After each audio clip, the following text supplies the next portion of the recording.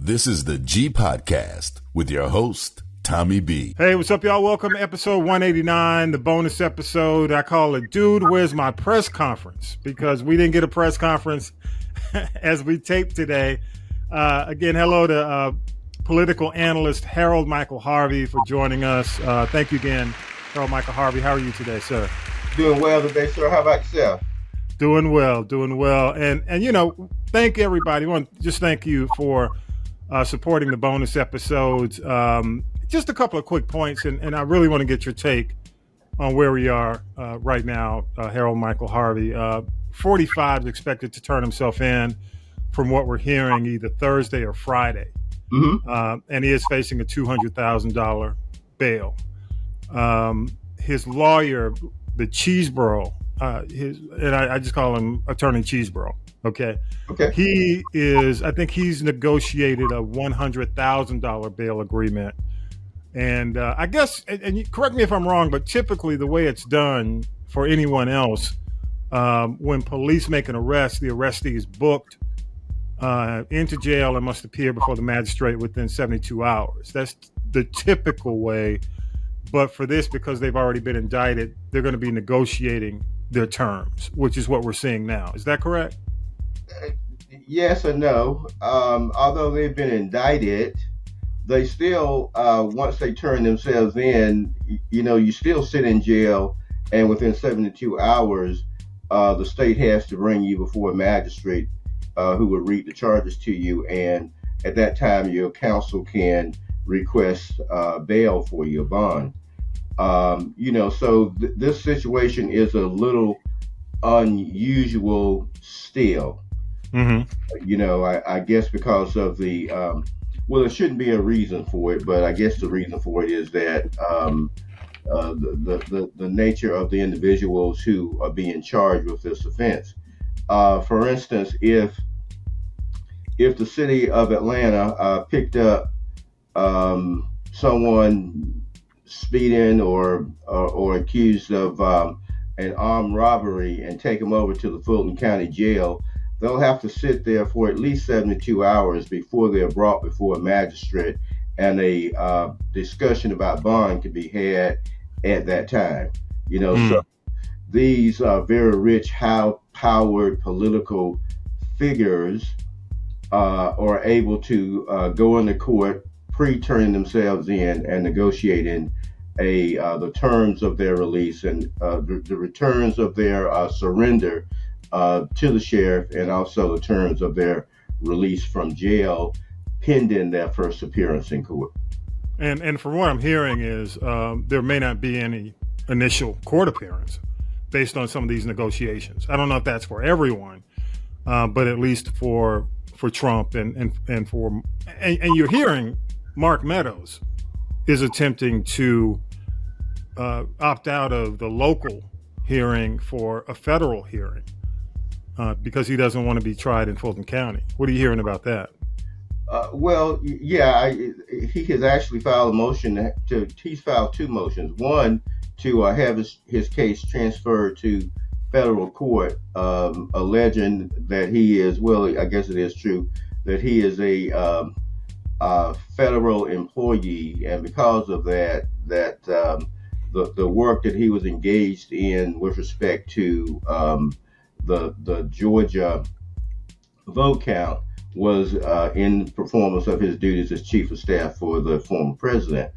Then he also has filed a motion to have his case dismissed.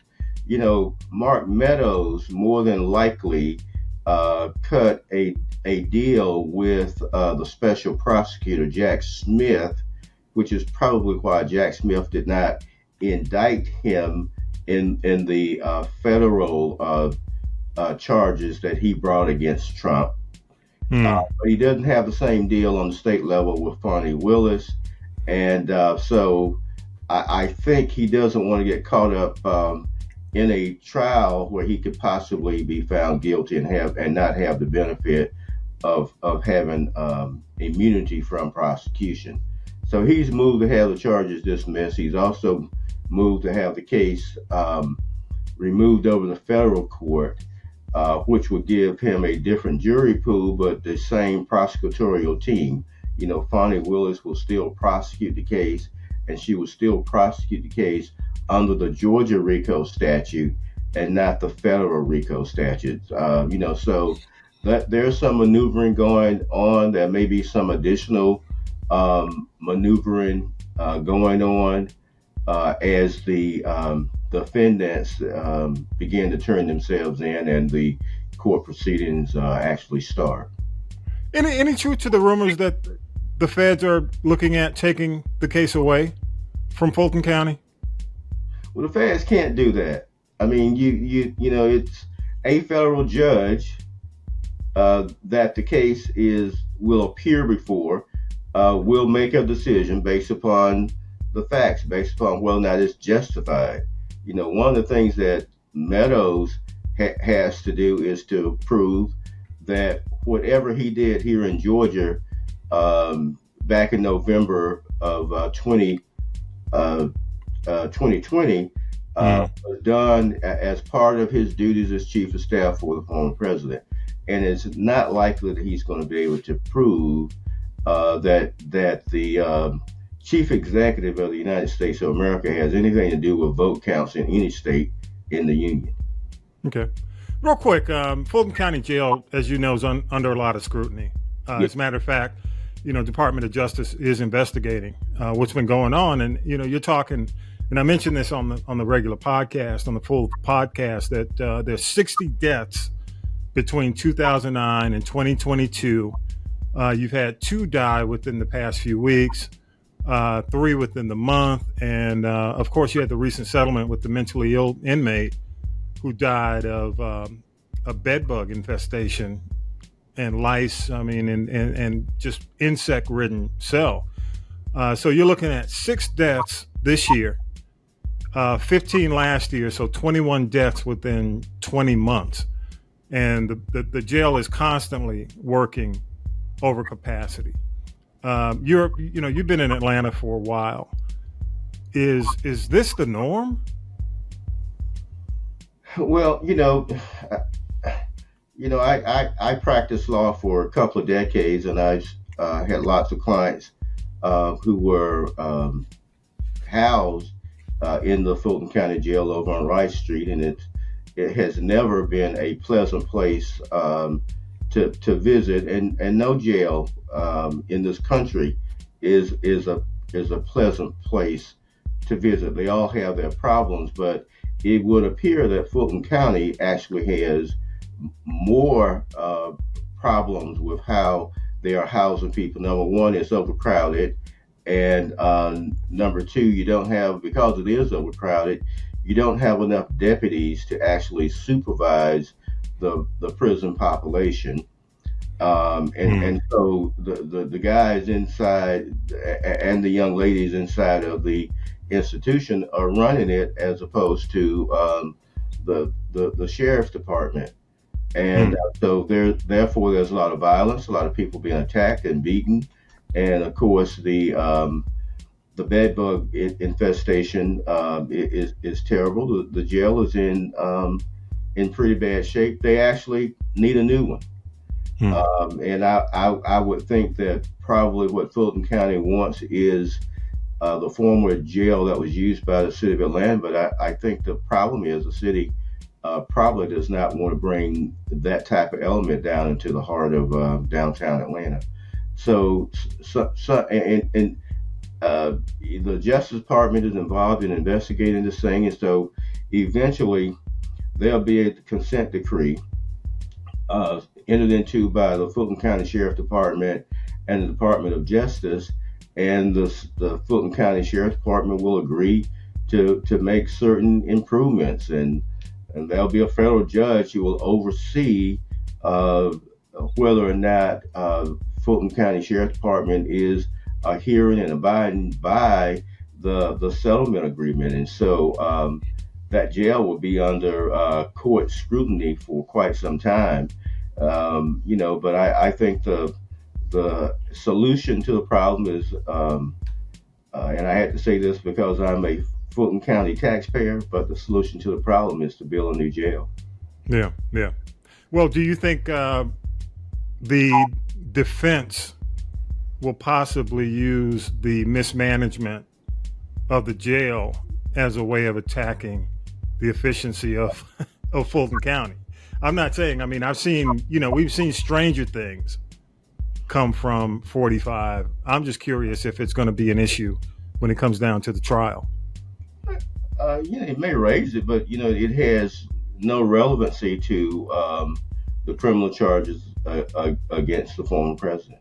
Yeah, I agree. I just think it's optics, Right. But yeah, I agree with you. I agree with you. Let's switch gears.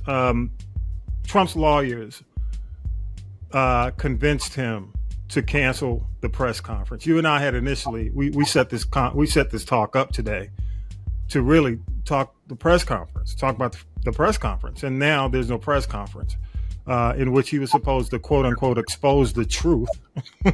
What do you hear? What are your thoughts on this?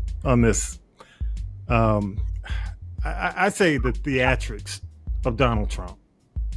Well, I'm disappointed that it didn't have the news conference. He promised that there would be a news conference that would, in detail, explain why he was completely innocent and that the charges should be dropped. I was interested to learn what justification he could come up with for his actions in that sense. I'm a little disappointed that he didn't have another news conference and dig himself a deeper hole that he eventually will somehow either dig himself out of or get buried in Fulton County.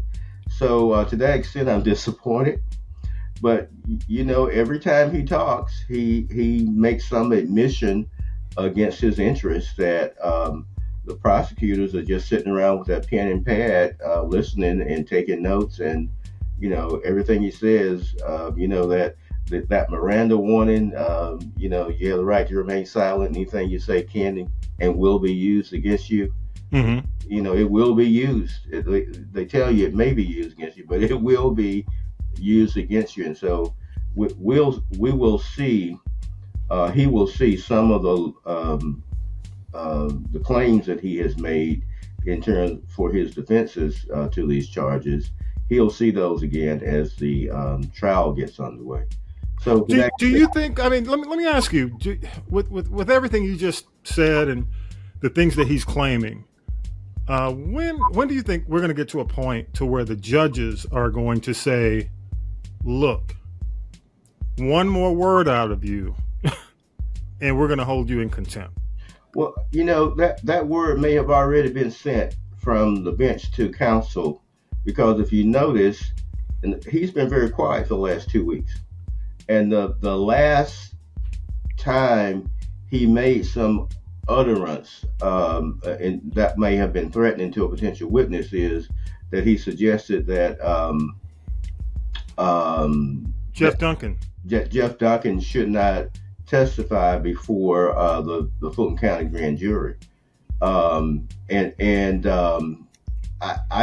think the word, from Judge Chunking in D.C., mm-hmm. I think the word went out to his counsel. That she probably thinks their client is getting a little bit close to the line, and that if he steps across that line, she was not going to have any mercy on him.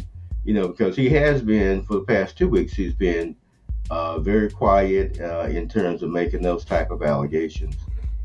Yeah, well, I'm going to say, and one of the other thing that's coming out of this, because a lot of the things he's saying is inspiring death threats. Yeah. You've heard, and the threats are piling up. We talked a little bit about, I think in the last episode, we talked about the Fani Willis threats. But Judge Chutkin, I think, just to give you an example, okay, one threat said, if Trump isn't elected in 2024, we're coming to kill you, just point blank. And I quote, "So tread lightly, bitch," end quote.